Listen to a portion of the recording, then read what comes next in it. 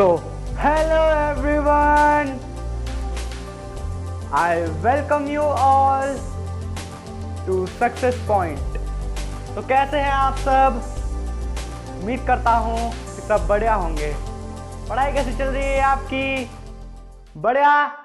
तो आज आ गया rise of nationalism in Europe का पार्ट नंबर 3 और आज हम इसमें पढ़ेंगे age of revolutions. Age of revolutions मतलब कि रिवॉल्यूशंस की एज मतलब कि मतलब वो समय जिनमें बहुत सारे रिवॉल्यूशन हुए थे, मतलब बहुत सारी लड़ाइयाँ हुई थी। तो आज लड़ाइयाँ पढ़ेंगे, मज़ा आएगा।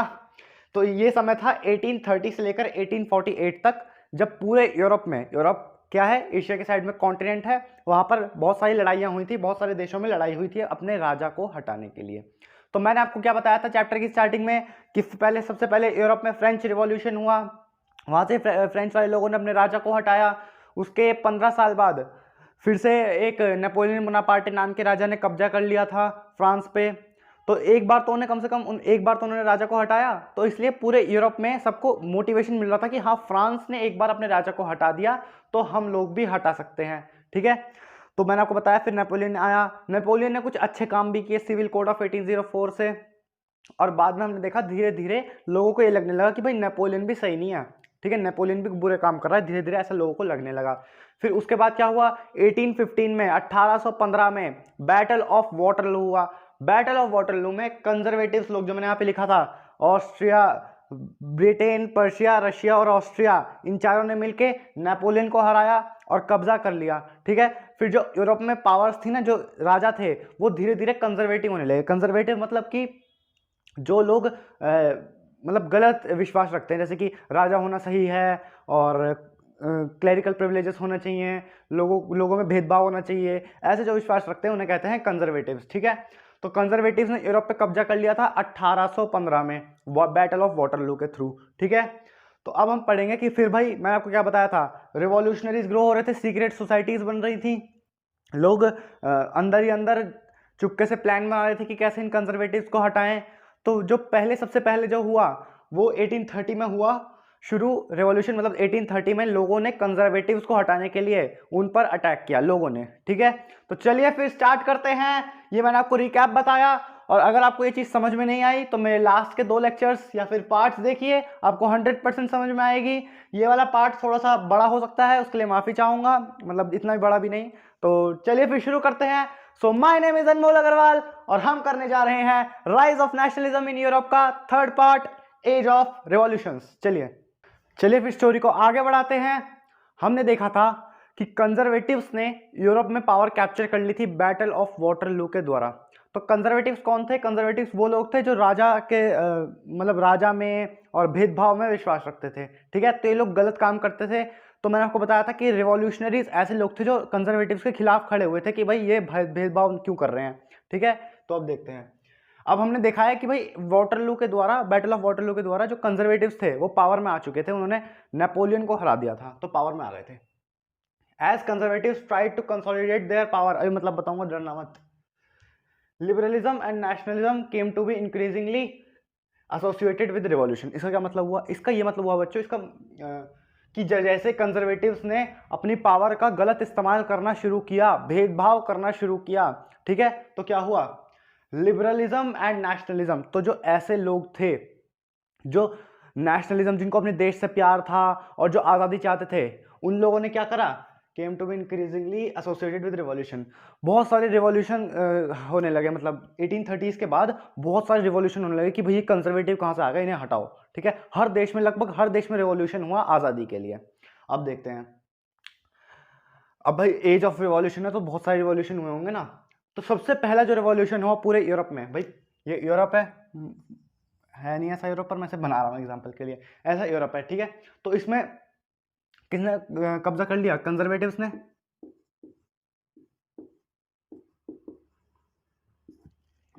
ने। ठीक है, तो जब कंजर्वेटिव्स ने इस पर कब्जा कर लिया तो भाई यहाँ के जो लोग थे, यहाँ पे जो कॉमन पीपल थे, वो गुस्सा हो गए कि भाई ये क्यों कर रहे हैं कब्जा, गलत काम कर रहे हैं, भेदभाव कर रहे हैं। तो यहाँ पे अब यूरोप में तो बहुत सारे देश होंगे इसमें ऐसे। ठीक है, तो अब हर देश के लोग कहने लगे कि भाई हमें आज़ादी चाहिए। ठीक है, और जगह जगह पे रेवोल्यूशन होने लगे। जो सबसे पहले जो रेवोल्यूशन हुआ कंजर्वेटिव्स के खिलाफ जो लोगों ने किया वो हुआ था फ्रांस में। ठीक है, यहाँ पे कुछ फ्रांस है अगर, तो ये सबसे पहले हुआ था फ्रांस में। कब हुआ था? जुलाई 1830 में। ठीक है, चलिए अब देखते हैं इन्होंने फ्रांस वाले लोगों ने क्या क्या किया कंजर्वेटिव्स को भगाने के लिए। क्या करा इन्होंने? The Bourbon dynasty was again overthrown by revolutionaries. मैंने आपको बताया था कि जो ट्रीटी ऑफ वीना हुई थी 1815 में, उसमें जो बॉर्बन डायनेस्टी है उसको रिस्टोर कर लिया गया था, फिर से पावर दे दी गई थी कि ठीक है भाई अब तुम पावर में आ जाओ। वो अब इन्होंने क्या करा, इन्होंने फिर से उन्हें पावर से हटा दिया। तो बॉर्बन डायनेस्टी सोच रही है भाई खेल चल रहा है क्या? और हाँ, ये वो वाला बॉर्बन नहीं है बिस्कुट वाला, ये दूसरा बॉर्बन है। ठीक है, चलिए, हालांकि वो बॉर्बन भी वहीं से आया है, क्योंकि वो जो बॉर्बन आप बिस्कुट खाते हो ना वो फ्रांस की वो है कंपनी, तो बॉर्बन वहीं से आया है। ठीक है, लेकिन इसको वो उससे मत रिलेट करना। The Bourbon dynasty was again overthrown by revolutionaries. तो मैंने आपको बता दिया, इन्होंने फिर से उस डायनेस्टी को उठा के फेंक दिया जो ट्रीटी ऑफ वीना में रिस्टोर कर ली गई थी कंजर्वेटिव्स द्वारा। A constitutional monarchy was set up with Louis Philippe at its head. ठीक है, तो एक कॉन्स्टिट्यूशनल मोनार्की सेटअप किया गया, मतलब कि जैसे ये फ्रांस है, ठीक है, फ्रांस में जो राजा था भाई वो अपनी मनमानी कर सकता है, तो इन्होंने क्या करा, इन्होंने एक कॉन्स्टिट्यूशन बना दिया, ये रहा कॉन्स्टिट्यूशन। ठीक है, अब राजा को कॉन्स्टिट्यूशन देखकर रूल्स बनाने पड़ते थे, वो अपनी मनमानी नहीं कर सकता था। इसे कहते हैं कॉन्स्टिट्यूशनल मोनार्की। राजा तो रहेगा लेकिन कॉन्स्टिट्यूशन को देख के काम करेगा। ठीक है, तो कॉन्स्टिट्यूशनल मोनार्की इसे कहते हैं कि राजा तो रहेगा भाई लेकिन कॉन्स्टिट्यूशन पे काम करेगा, कॉन्स्टिट्यूशन देख के काम करेगा। वो सेटअप इन्होंने ऐसा लाया। ठीक है, with Louis Philippe at its head. भाई लुइस फिलिपी एक इंसान था, उसको इसका हेड बना दिया कि भाई तुम देखोगे कि सारा राजा कॉन्स्टिट्यूशन को देखकर काम कर रहे हैं कि नहीं। ठीक है, अब लास्ट पॉइंट है द जुलाई हाँ जुलाई तो कहते हैं। The July revolution was started from Belgium. देखो जो ये रेवोल्यूशन हुआ था ना फ्रांस का, ये स्टार्ट हुआ था बेल्जियम से। ठीक है, तो इसको अब भाई बेल्जियम हालांकि फ्रांस का पार्ट नहीं है, फिर भी मतलब बेल्जियम से होते होते फ्रांस में चला गया था। ठीक है, मतलब जो छोटी सी अपराइजिंग हुई थी वो ना बेल्जियम में हुई थी। बेल्जियम में कहाँ पे? ब्रुसेल्स में। तो बेल्जियम को क्या किया, अलग इंडिपेंडेंट कंट्री बना दिया गया। बेल्जियम वाला ने भाई आवाज उठाई, जैसे यहाँ पे बेल्जियम है कहीं, अब ये नीदरलैंड्स का पार्ट था पहले बेल्जियम। नीदरलैंड्स क्या है? एक कंट्री है नीदरलैंड्स। ठीक है, उसका पार्ट था ऊपर छोटा सा बेल्जियम, ये रहा बेल्जियम। ठीक है, यहाँ पे बेल्जियम में एक राजा होगा, इसका एक राजा होगा, तो उस राजा को इन्होंने हटाया और इन्होंने कहा कि हमें नीदरलैंड से अलग करो, हमें अलग कंट्री बना दो। तो क्या हुआ, इनको फिर अलग कंट्री बना दिया गया। ये रहा नीदरलैंड्स और ये रहा बेल्जियम, इनको अलग कंट्री बना दिया गया। तो ये हो गए इंडिपेंडेंट बेल्जियम वाले। ठीक है, तो देखो लोग कैसे कैसे कंजर्वेटिव से लड़कर, राजा को हटाकर इंडिपेंडेंट कंट्री बनाकर, या फिर राजा को कॉन्स्टिट्यूशन से लिमिट करके कैसे कैसे लोग कंजर्वेटिव्स को खिलाफ आवाज उठा रहे हैं। ठीक है, तो ये तो पहली रिवॉल्यूशन थी जो फ्रांस में हुई थी। अब हम देखते हैं दूसरी रिवॉल्यूशन जो ग्रीक में हुई थी। चलिए,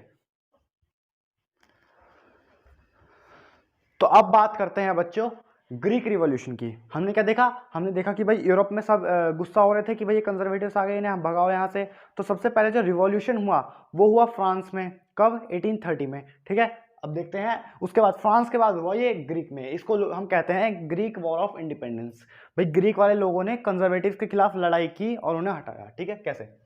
स्ट्रगल फॉर इंडिपेंडेंस बिगैन इन 1821। मतलब कि जो ग्रीक वाले लोग थे ना, उन्होंने हालांकि इन्हें आज़ादी मिली 1832 में, लेकिन इन्होंने 1821 से ही सोच लिया था कि भाई हमें आज़ाद होना है, यानी कि 1821 से ही कंजर्वेटिव्स के खिलाफ आवाज़ उठानी शुरू कर दी थी। ठीक है, इसको बक्सा कर लेते हैं। चलिए, they finally got independence in 1832 by treaty of Constantinople. मतलब कि ये लड़ाई करते गए, 1821 से लड़ाई करते गए 1832 में, यानी कि 9 साल बाद जाकर इन्हें आज़ादी मिली ट्रीटी ऑफ कॉन्स्टेंटिनोपल से। ठीक है, तो चलिए फिर ये हमने देखा ग्रीक रेवोल्यूशन। इससे इतने क्वेश्चन नहीं आते, लेकिन फिर भी आए तो ये 2 पॉइंट काफ़ी हैं। तो चलिए फिर चलते हैं अपने नेक्स्ट टॉपिक की तरफ। चलिए बात करते हैं बच्चों अपने नेक्स्ट टॉपिक की, romantic imagination and national feeling.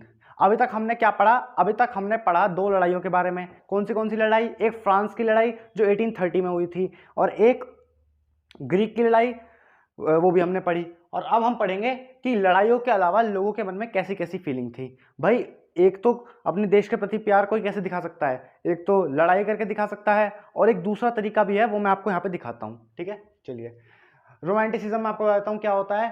A cultural feeling which sought to develop a particular form of nationalist sentiment. इसका क्या मतलब हुआ? इसका ये मतलब हुआ कि ये एक ऐसी फीलिंग होती है जो फीलिंग हमारे अंदर देश के प्रति प्राइड लाती है। फॉर एग्जांपल मैं आपसे कहूँ कि आप कोई देश के प्रति, आपने बचपन में पढ़ी होंगी इंग्लिश हिंदी में बहुत सारी पोएम्स होती हैं, हमारे पैट्रियोटिक सॉन्ग्स होते हैं, इनको सुन के मतलब अंदर से ये फीलिंग नहीं आती देश के प्रति प्राइड वाली? तो ऐसी फीलिंग को डेवलप करने वाले लोग रोमांटिसिज्म कहलाते थे, रोमांटिक्स कहलाते थे। ठीक है, तो जो लोग रोमांटिसिज्म पे विश्वास रखते थे, मतलब कि ऐसी पोएम्स पढ़ने पे विश्वास रखते थे, ऐसे प्लेस करने पे विश्वास रखते थे जिससे देश के प्रति प्राइड की फीलिंग आए, वो लोग साइंस और उसको लॉजिक को बहुत हेट करते थे। कहते थे कि भाई लड़ाई वड़ाई से मैं कुछ नहीं रखा, अपने देश के प्रति फीलिंग लानी है तो ऐसे ऐसी किताबें पढ़ो, ऐसे ऐसे पैट्रियोटिक सॉन्ग सुनो, तब देश के प्रति फीलिंग आएगी। ठीक है, तो चलिए, so collecting and recording these forms of folk culture was an necessary project for nation building. मतलब कि जो लोग रोमांटिसिज्म में बिलीव करते थे, यानी कि बिलीव करते थे कि हाँ हमें पैट्रियोटिक सॉन्ग सुनने चाहिए, ऐसी पोएम सुनने चाहिए जिससे हमारे अंदर देश के प्रति प्यार जगे, वो लोग इकट्ठा करने लगे। किन चीज़ को इकट्ठा करने लगे? ऐसी फॉर्म्स को, यानी कि ऐसी पोएम बहुत सारी इकट्ठी करने लगे, ऐसे सॉन्ग्स बनाने लगे और वो लोगों में फैलाने लगे, ताकि क्या हो, ताकि लोग उसे सुने, और लोग जब उसे सुनेंगे तो उनको अपने देश के प्रति प्यार आएगा। तो इसलिए इन्होंने क्या करा, सारे लोगों को यूनाइट करने के लिए इन्होंने ऐसी जो कल्चरल फोक कल्चर थी, फोक कल्चर मतलब कि पोएम्स, पैट्रियोटिक सॉन्ग्स वगैरह वगैरह, ऐसी ये चीज़ें इकट्ठी करनी शुरू कर दी। ठीक है, और इन्होंने कहा कि it is necessary project for nation building, ये नेशन को बिल्ड करने के लिए, यानी कि नेशन को यूनाइट करने के लिए जरूरी था, ताकि सब लोग अपने नेशन से प्यार करें। इन पोलैंड, अब एक एग्जाम्पल है, in Poland after the partition bye Russia, Prussia and Austria. अब भाई देखो क्या हुआ था, 18th सेंचुरी में पोलैंड पे कब्जा कर लिया था किसने? इन तीन कंट्री ने, रशिया, प्रूशिया एंड ऑस्ट्रिया। इन तीन कंट्रीज ने पोलैंड पर कब्जा कर लिया था। ठीक है, इसे पार्टीशन कर दिया था। तो अब भाई पोलैंड तो गया, पोलैंड तो अब इंडिपेंडेंट कंट्री रहा ही नहीं था, इन्होंने कब्जा कर लिया था। ठीक है, तो जो पोलैंड के लोग थे, जैसे अब फॉर एग्जांपल कोई देश है, उस पर कोई तीन देश आके कब्जा कर लें, तो जो पहले वाला देश था उसके लोग गुस्सा हो जाएंगे कि इन्होंने हम पे कब्जा कर लिया। तो ऐसे ही जो पोलैंड के लोग थे, उन्होंने अपने जो पहले पोलैंड के जो लोग थे, उन्होंने आपस में ऐसी पोएम्स, नेशनलिस्ट सॉन्ग्स ऐसे बनाने शुरू करे, ताकि जो पोलैंड के लोग हैं वो आपस में यूनाइट होके अपने देश के प्रति प्यार के साथ रह सकें। ठीक है, चाहे इनके होते हुए भी। तो nationalist feelings were kept alive through music and language. मतलब कि म्यूजिक, जो पोलैंड वाले लोग थे जिन पर कब्जा कर लिया था उन्होंने अपने अंदर अपने देश के प्रति जो सेंटिमेंट्स थे उन्हें जगाए रखा, किसके थ्रू? म्यूजिक्स के थ्रू, यानी कि पैट्रियोटिक सॉन्ग्स के थ्रू और लैंग्वेज के थ्रू। अब भाई फॉर एग्जांपल ये है हमारा पोलैंड, ठीक है, ये पोलैंड है, ऐसे है नहीं पर मैंने बना दिया। ठीक है, यहाँ पे तीन देशों ने कब्जा कर लिया, रशिया, प्रूशिया और ऑस्ट्रिया ने। ठीक है, अब देखो पोलैंड के लोग तो भाई गुस्सा हो जाएंगे, तो फॉर एग्जांपल पोलैंड के लोग बहुत कम बचे हैं यहाँ पे, रशिया, प्रूशिया और ऑस्ट्रिया के ज़्यादा आ गए। तो अगर दो पोलैंड के लोग आपस में पोलिश लैंग्वेज में बात करेंगे तो उन्हें भाई खुशी होगी थोड़ी कि चलो हम पोलैंड के हैं तो वो भी पोलैंड के हैं, हम पे कब्जा किया है तो उन पे भी कब्जा किया है, तो खुशी सी होती है ना ऐसे। तो इन्होंने म्यूजिक और लैंग्वेज के थ्रू देशभक्ति को जगाए रखा।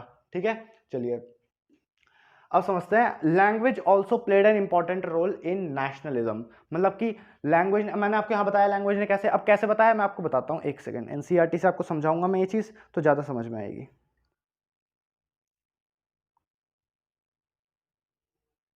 तो इधर लिखा है language too played an important role in developing nationalist sentiment. ठीक है, चलिए, तो यहाँ पे मैंने आपको बता दिया कि लैंग्वेज ने इंपॉर्टेंट रोल प्ले किया लोगों के अंदर देशभक्ति जगाने के लिए। फिर लिखा है after Russian occupation Polish language was forced out of schools and Russian language was imposed everywhere.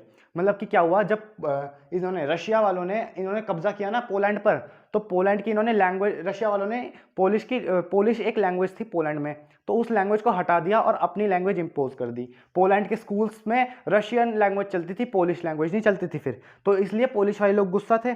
तो इन्होंने क्या करा, जो पोलिश लोग थे वो आपस में पोलिश लैंग्वेज में बात करते थे, ताकि पता चले कि हाँ हम लोग पोलैंड के हैं, रशिया के नहीं। ठीक है, In 1831 an armed rebellion against Russian took place which was ultimately crushed। यानी कि 1831 में पोलैंड वाले जो लोग थे उन्होंने रशिया के खिलाफ आवाज़ उठाई कि तुमने हम पे कब्जा कर लिया, और उनको एक रिवॉल्यूशन खड़ा किया उनके खिलाफ। लेकिन भाई रशिया वाले तो पावरफुल थे, उन्होंने पोलैंड वाले लोगों को दबा दिया, ठीक है, अपनी पावर के through. Following this, many members of clergy Poland began to use language as weapon of nationalist resistance. इसका मतलब हुआ कि जो पोलैंड वाले लोग थे, जैसे कि जो क्लर्जी वाले लोग थे, जो चर्च के पादरी वगैरह रहते थे वहाँ पर, उन्होंने पोलिश लैंग्वेज बोल बोलकर लोगों के अंदर देशभक्ति जगाए रखी। अब फॉर एग्जांपल भाई मैंने आपको बताया कि अगर किसी देश पर कब्जा हुआ है और उसके दो लोग, उस देश के दो लोग आपस में पोलिश लैंग्वेज में बात करें तो कितनी खुशी होगी उन्हें कि चलो हम भी पोलिश हैं, वो भी पोलिश हैं, ठीक है। हालांकि रशिया ने उस पर कब्जा किया हुआ था पोलैंड पर। आगे क्या कहता है ये, as a result large number of priest and bishops were put into jail sent to Siberia by Russian authorities as punishment for their refusal to preach in Russian. अब देखो मैंने आपको बताया भाई कि जो पादरी रहते थे उसके चर्च के, वो अपने जो गाना गाते हैं ना जो वहाँ पे चर्च में, वो रशियन लैंग्वेज में ना गाकर पोलिश लैंग्वेज में गाते थे। पोलिश लैंग्वेज में क्यों गाते थे? ताकि एक देशभक्ति जगे रहे लोगों के मन में। अब जो रशिया वाले थे उन्हें गुस्सा आ गया कि भैया ऐसे क्यों गा रहे हैं पोलिश लैंग्वेज में, रशियन लैंग्वेज में क्यों नहीं गा रहे। तो उन्होंने क्या करा, एक एक जो पादरी थे चर्च के जो पोलिश में गाना गा रहे थे उनको उठाया और साइबेरिया में डाल दिया। साइबेरिया क्या है? बहुत ठंडी जगह है रशिया में। तो फिर किसी ने सोचा भी नहीं कि भाई हम ऐसे रेजिस्ट करेंगे रशिया के लोगों को लैंग्वेज के through. The use of Polish came to be seen as symbol of struggle against Russian dominance. यानी कि जो पोलैंड वाले लोग थे उन्होंने अपनी लैंग्वेज को जो है इनसे लड़ने के लिए हथियार बनाया। यानी कि फॉर एग्जांपल ये रशिया वाला आया, इसने कुछ कहा तो पोलिश वाला पोलैंड वाला आदमी पोलिश में बोलेगा ताकि उसे ये लगे कि हाँ भाई मैं पोलिश का हूँ, मैं रशिया का नहीं बन गया, ठीक है। तो चलिए ये टॉपिक थोड़ा सा टफ था। अब हम चलते हैं अपने नेक्स्ट इंपॉर्टेंट टॉपिक की तरफ, हंगर, हार्डशिप एंड रिवोल्ट। चलिए तो अब बात करते हैं बच्चों अपने नेक्स्ट टॉपिक की, hunger, hardship and popular revolt. अभी तक हमने क्या पढ़ा? अभी तक हमने दो लड़ाइयाँ पढ़ी, एक फ्रांस की लड़ाई और एक इनकी ग्रीक की लड़ाई। और उसके बाद हमने देखा कि जो लोग थे वो केवल वॉर्स और लड़ाइयों से ही नहीं अपने देश के लिए प्यार जता रहे थे, वो कुछ फोक कल्चर से भी अपने नेशनलिस्ट सेंटिमेंट्स को डेवलप कर रहे थे। जैसे हमने देखा यहाँ पे पोलैंड का एग्जांपल, पोलैंड पर रशिया ने कब्जा किया था, उसके बाद पोलैंड ने म्यूज़िक और लैंग्वेज को रशिया के खिलाफ रेजिस्टेंस का मतलब म्यूज़िक और लैंग्वेज का उपयोग किया रशिया को रेजिस्ट करने के लिए, ठीक है। अब हम बात करेंगे hunger, hardship and popular revolt. इसका क्या मतलब हुआ कि भाई यूरोप का ना एक बहुत बुरा समय आया 1830s में। अब हम देखते हैं कैसे बुरा समय हुआ ये। देखो, population of Europe increase from 1800 to 1850। अब देखो जैसे ही पॉपुलेशन इंक्रीज होती है तो अनएम्प्लॉयमेंट तो आता ही आता है, क्योंकि जब ज़्यादा लोग होंगे, जॉब्स कम होंगी तो अनएम्प्लॉयमेंट आएगा, तो ही पॉपुलेशन इंक्रीज करी। तो एम्प्लॉयमेंट बहुत ज़्यादा कम हो गया, इसका मतलब है कम हो गया, ठीक है। एम्प्लॉयमेंट बहुत ज़्यादा कम हो गया तो लोग क्या हुआ, people from rural areas migrated towards the cities for jobs. तो जो लोग थे वो अपने गाँव को छोड़कर शहरों में आ गए जॉब्स के लिए, ठीक है। फिर भी उन्हें जॉब नहीं मिली। Small producers faced stiff competition from the cheap machine made products from England. जो स्मॉल प्रोड्यूसर्स थे, ठीक है, जो सामान को बनाते थे, जो छोटे छोटे प्रोड्यूसर्स थे जो सामान को बना के बेचते थे, उनको स्टिफ कंपटीशन फेस करना पड़ा। यानी कि उस समय 1830s के बाद इंग्लैंड में मशीन्स आ गई थी, इंडस्ट्रियलाइजेशन हो गया था इंग्लैंड में।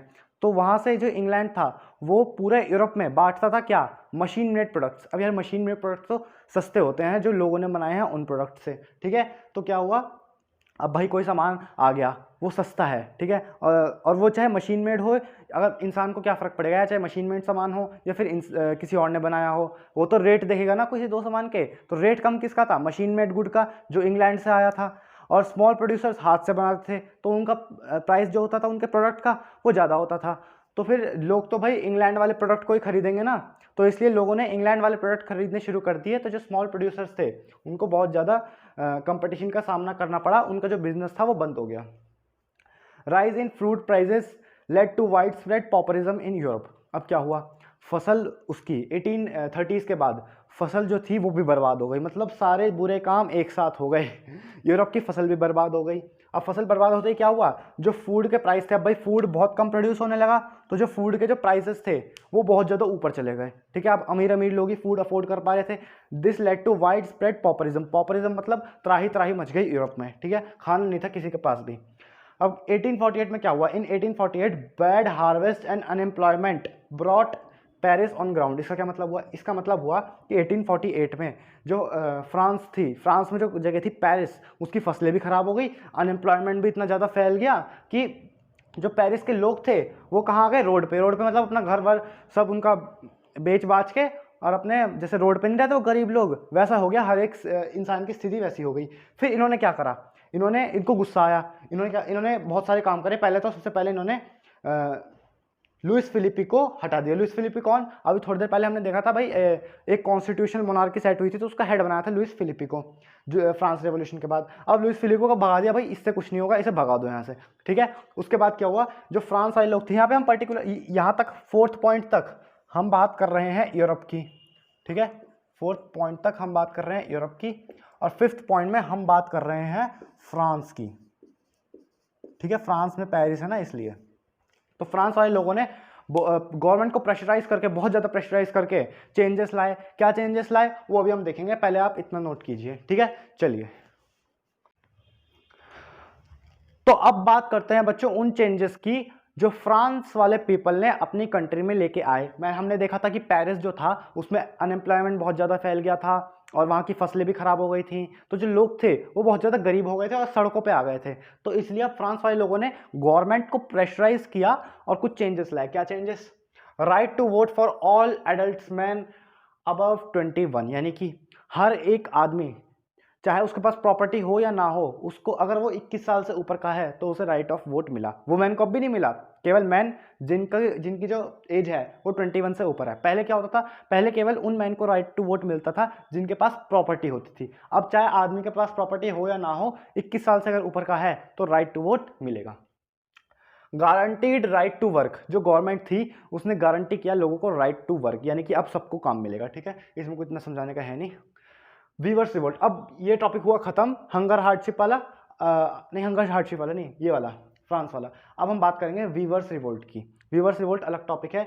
हमने कितनी रिवोल्ट पढ़ी? फ्रांस रिवोल्ट पढ़ी सबसे पहले 1930 में, फिर हमने पढ़ी ग्रीक वॉर ऑफ इंडिपेंडेंस, और अब हम पढ़ेंगे वीवर्स रिवोल्ट। ये कब हुई? ये हुई 1845 में, ठीक है। 1845 में हुई। इन्होंने क्या करा? Weavers revolted against contractors. Weavers कौन होते हैं भाई? वीवर्स वो होते हैं जो कपड़ों को बुनते हैं, ठीक है, उन्हें कहते हैं वीवर्स। और कॉन्ट्रैक्टर कौन होता है? कॉन्ट्रैक्टर होते हैं उनके ठेकेदार, ठीक है। चलिए, वीवर रिवोल्टेड अगेंस्ट कॉन्ट्रैक्टर्स। भाई क्यों रिवोल्ट किया उन्होंने कॉन्ट्रैक्टर के अगेंस्ट?